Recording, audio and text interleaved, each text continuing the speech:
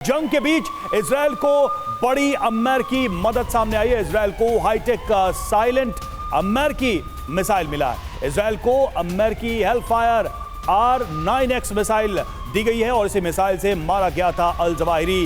Drone से दागी जा सकती है हेलफायर मिसाइल। और अब देखिए इस वॉर में हेलफायर मिसाइल की भी एंट्री।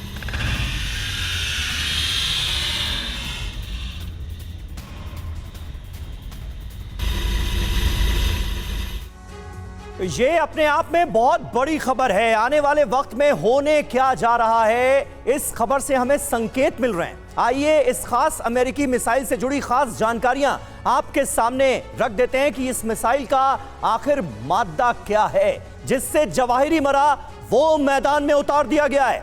और इसका नाम है हेलफायर R9X मिसाइल। जी हां, सिविलियन कैजुअल्टी के बिना पिन पॉइंट हमला करती है ये मिसाइल। ये इसकी सबसे बड़ी खासियत है। अल कायदा चीफ अल जवाहिरी को इसी से मारा गया था। बैल्कनी में मौजूद था अल जवाहिरी जब उसके ऊपर इसी मिसाइल से पिन पॉइंट अटैक किया गया और बिना धमाके के अल जवाहिरी को मौत के घाट उतार दिया गया था। और यह वीडियो भी पूरी दुनिया ने देखा था।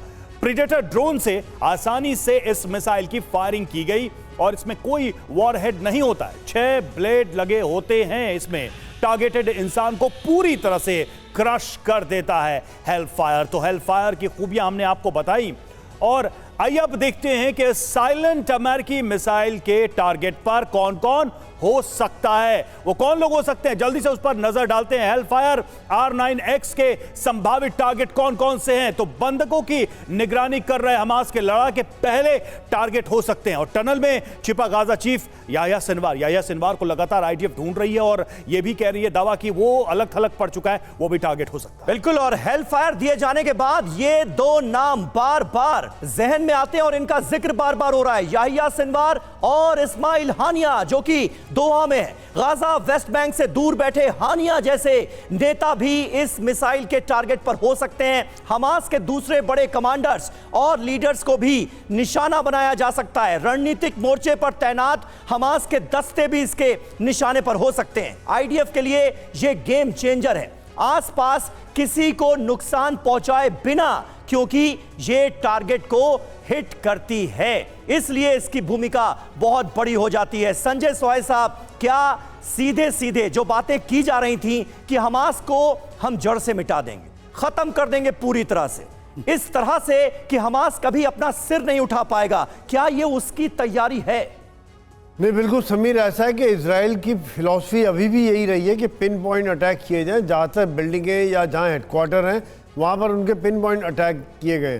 और जो हेलफायर मिसाइल, ये उसका नेक्स्ट लेवल आ गया कि पिन पॉइंट अटैक में भी कुछ कोलैटरल डैमेज हो जाता है कि आसपास की बिल्डिंग गिर जाती है अगर नॉर्मल मिसाइल या रॉकेट किया जाए। जैसे अभी आप बता रहे थे कि इसमें तलवार निकल जाती है, 6 तलवार निकलती है और वो वहीं पर जाके जो बंदे को मारना है वही मारा जाएगा। तो यहाँ पे इसका इस्तेमाल जो टॉप लीडर्स को मारने के लिए काफ़ी बखूबी से किया जाता है और इतनी एक्यूरेसी इसकी है कि इसको बहुत ही सक्सेसफुल ऑपरेशनली, जैसे आप बता रहे जवाहिरी को मारा गया, इसके अलावा ये भी स्नाइपर की तरह ये अटैक करता है। क्या ये कह सकते हैं, समझ सकते हैं अगर आसानी से समझना चाहें? बिल्कुल बिल्कुल स्नाइपर की तरह। इसीलिए जो हाई वैल्यू टारगेट है वहाँ पर ये काफ़ी कामयाब हो जाता है। ये ठीक है और देखना होगा कि इसकी एंट्री के बाद से किस तरह से युद्ध का रुख बदलता है।